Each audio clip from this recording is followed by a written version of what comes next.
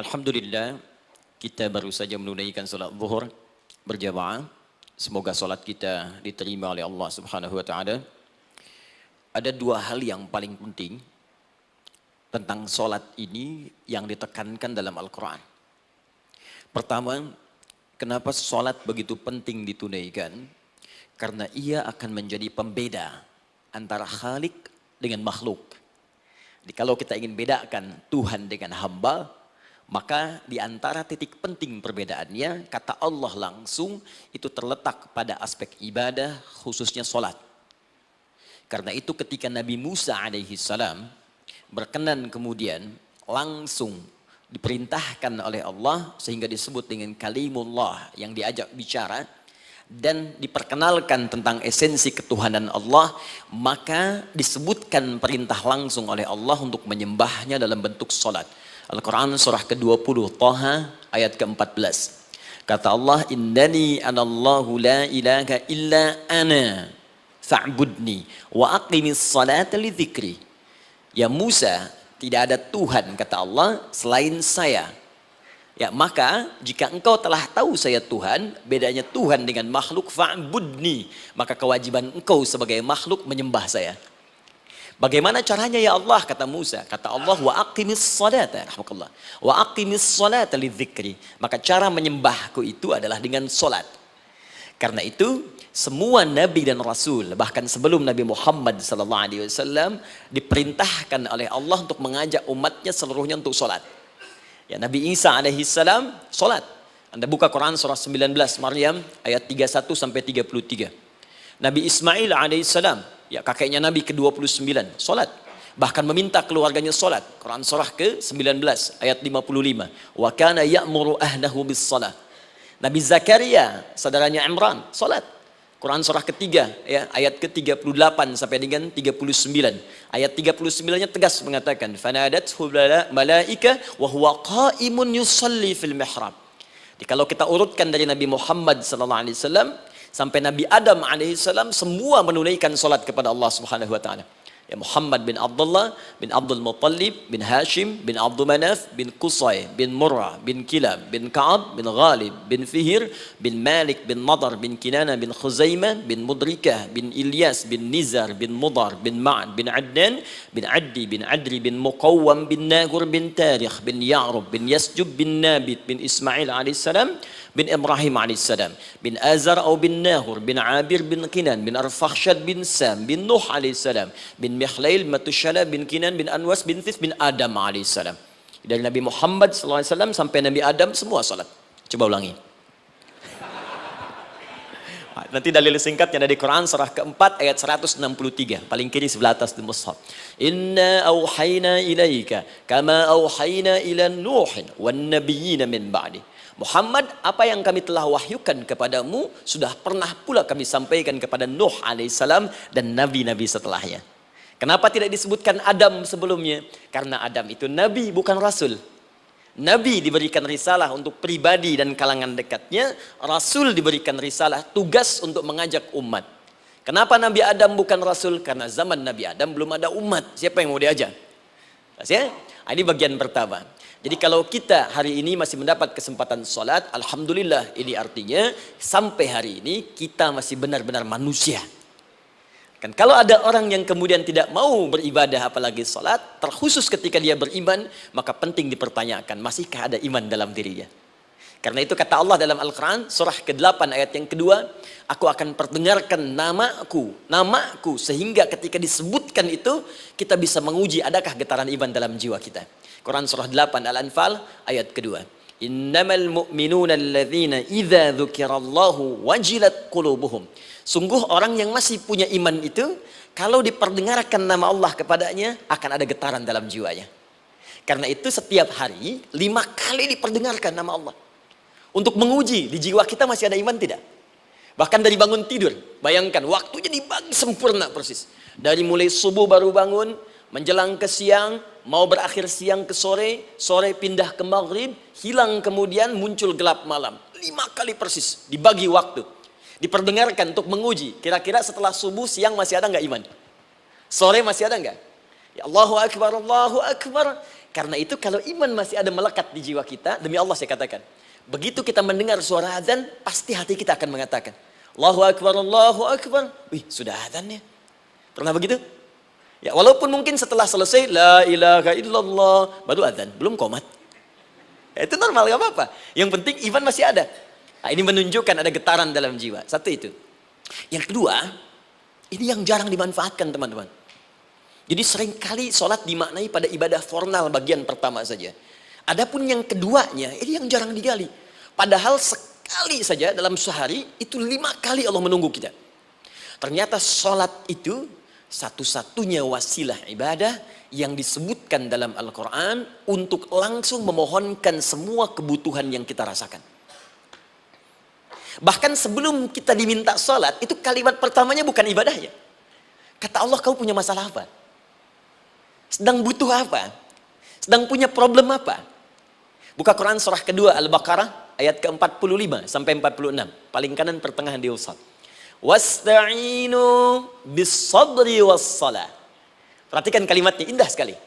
Ya Allah menempatkan sholatnya bagian kedua. Kata Allah, wasta'inu, hei hambaku, jika kalian punya persoalan dalam kehidupan, maka, perhatikan kalimatnya baik-baik, wasta'inu, mintakan solusinya kepadaku. Jadi kalau sedang punya masalah, bukan bikin status, gak akan selesai. Sedang eksplorasi minyak, gak keluar-keluar, bikin status. Duh, susah sekali yang ngebornya, gak akan selesai. Jalan macet, bikin status. Jakarta macet, ya, gak akan selesai. Ya, apa yang harus dilakukan? Kata Allah, jika Anda beriman kepadaku, yakin denganku, maka wasta'inu, punya persoalan, minta kepada Allah. Caranya bagaimana? Satu, bis-sabri, terima dulu masalah itu, jangan dikeluhkan. Kaidah lain muncul, karena mustahil saya akan titipkan persoalan kalau tidak Anda mampu mengatasinya. Kaidah Quran surah kedua ayat 286, kita hafal ayatnya. La yukallifullahu nafsan illa usaha. Perhatikan kaidahnya. Allah tidak mungkin menguji seorang hamba di luar batas kemampuannya. Jadi kalau kita sedang punya ujian di rumah kah, pekerjaan kah, kehidupan sosial kah, sebesar apapun ujian itu, kata Allah, memang karena Anda yang sanggup. Kalau nggak sanggup gak akan diuji. Di ujian itu berbanding lurus dengan kemampuan. Mustahil seorang hamba diuji di luar batas kemampuannya. Jadi kalau Anda sekarang pun sedang punya masalah sebesar apapun, kata Allah, memang cuma kamu yang sanggup, yang lain tidak. Maka jangan mengeluh. Jangan Anda katakan, ya Allah, why me? Kenapa saya? Kata Allah, why not? Memang kamu yang mampu. Yang lain tidak. Nah, ketika Anda bisa menerima itu dengan sabar, baru datang kalimat kedua. Wassalah. Kemudian datang tunaikan sholat dan mintakan solusi kepadaku lewat sholat. Ya, sedikit ya. Lihat sini. Saya berikan sedikit uraian Al-Quran.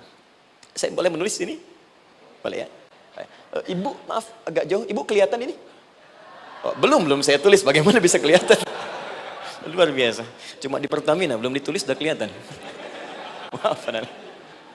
Lihat sini. Wasta'inu. Baik, ya. Saya ingin sedikit sekali. Ini redaksi Quran itu indah sekali diksinya. Wasta'inu. Lihat sini. Kata Allah, jika Anda punya persoalan dalam hidup, maka mintakan solusi. Terima dulu masalahnya dengan sabar, karena kita dipercaya oleh Allah. Gini cara memahaminya. Allah aja percaya dengan kita. Masa kita nggak percaya diri? Allah yakin dengan kita, kita mampu. Masa kita nggak yakin? Terima dengan sabar, kemudian wassalah, mintakan solusinya lewat salat. Kata perintahnya dibuka dengan kalimat wasta'inu. Kalau kita ingin rubah kata perintah ini, fi'il amr, ingin dirubah ke dalam bentuk permohonan, minta, maka rubah kalimatnya menjadi nasta'in. Lihat, nasta'in. Baik, wasta'inu, kata Allah, kalian punya persoalan, ayo minta solusi padaku. Terus kita pengen minta, ya Allah, kami ingin minta. Maka dalam bahasa Arab, kalau kita ingin merubah kalimat ini ke dalam bentuk permintaan, kita katakan nasta'in. Saya tanya pada Anda, pernah nggak dalam sholat kita mengucapkan kalimat nasta'in? Ada? Masih ingat? Baik, apa kalimatnya? Iyyaka na'budu wa iyyaka nasta'in. Perhatikan, iyyaka na'budu wa iyyaka nasta'in. Iyyaka na'budu, iyyaka, ya Allah, Engkau perintahkan aku untuk ibadah. Maka sekarang aku ibadah, sholat. Hanya kepadamu saja. Kan kata Allah, kamu sholat. Terus kita katakan, iyyaka na'budu. Sekarang kami sholat ya Allah. Nama lain sholat itu ibadah. Kalau kita ibadah, na'budu. Dari mana tahunya nama lain sholat ibadah? Quran surah ke-20 ayat ke-14. Fa'budni wa aqimis sholata li dzikri. Ibadah kepadaku caranya sholat.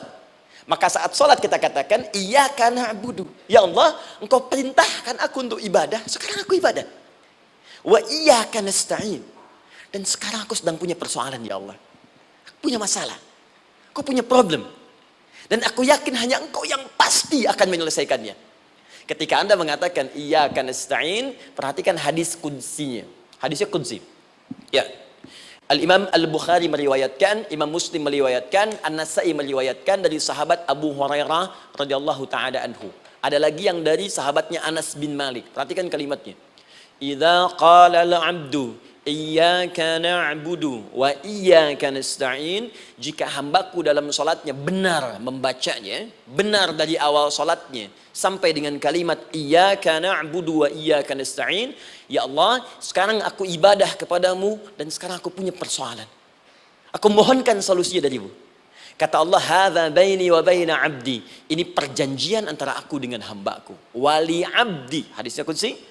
Wali abdi, kalau hambaku benar salatnya sampai kalimat ini, masalah, apapun yang dia minta sekarang, aku akan kabulkan. Aku akan kabulkan. Pertanyaan saya, berapa di antara kita yang salat sampai detik ini, ribuan kali ruku dan sujud, yang memanfaatkan momentum ini untuk memohon? Siapa di antara kita yang ketika salat memohon kepada Allah solusi? Jangan-jangan selama ini salat itu hanya menjadi formalitas saja. Takbir, ruku, sujud, salam, selesai. Takbir, ruku, sujud, salam, selesai. Padahal Allah sudah menunggu hambaku, kamu tuh punya masalah apa? Makanya setiap waktu dibagi 5 supaya hidup kita ringan. Subuh ke zuhur punya masalah, zuhur salat. Begitu kita mohon, tuntas masalah itu. Zuhur ke asar punya persoalan, asar salat. Dijawab oleh Allah, tuntas persoalan itu. Karena itu semua nabi dan rasul, bahkan orang soleh, ketika punya persoalan dalam hidupnya, even itu hanya menulis karya ilmiah, maka mereka akan memulai dengan sholat dan minta kepada Allah Subhanahu wa ta'ala.